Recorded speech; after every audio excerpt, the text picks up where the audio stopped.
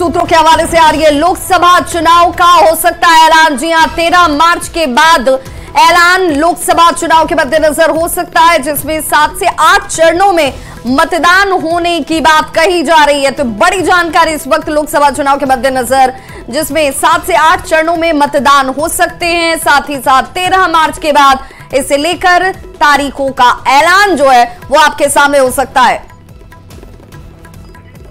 और संवाददाता विनीत हमारे साथ इस वक्त ज्यादा जानकारी के साथ ऑनलाइन पर जुड़ चुके हैं। विनीत, ये मानकर हम चलें कि 12-13 मार्च के आसपास ये तारीख जिसे लेकर अभी तक स्थिति साफ नहीं है, वो कहीं ना कहीं तारीखों के तौर पर जानकारी सामने होगी। आज ये निश्चित तौर पर मैं आपको बताना चाहूंगा कि चुनाव आयोग जो है वो अभी समीक्षा बैठकें जो है वो लगातार कर रहा है, और जो सारे राज्यों के दौरे जो है वो चुनाव आयोग के अधिकारी जो है वो लगातार कर रहे हैं। उसके बाद ही जो है वो फैसला लिया जाएगा।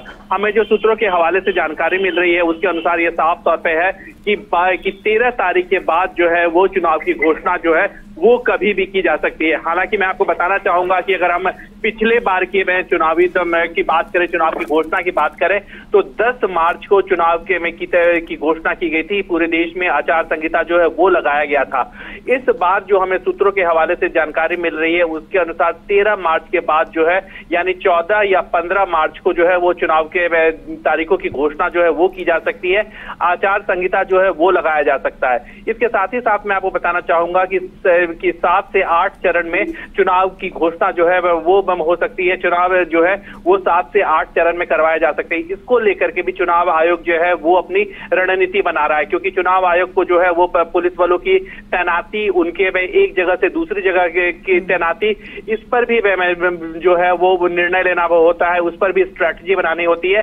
इसको पर भी चुनाव आयोग अपनी स्ट्रैटेजी जो है वो बना रहा है। इसके साथ ही साथ जिस तरह से विभिन्न राजनीतिक दल है उन्हें चुनाव प्रचार में करने का समय चाहिए होता है, तो उसको लेकर के भी चुनाव आयोग जो है वो सभी राजनीतिक दलों से अब संपर्क में करेगा, उनसे उनकी राय पूछेगा, और उसके बाद ही यह फैसला लिया जाएगा कि आखिरकार कितने चरण में जो है वो चुनाव करवाया जाए।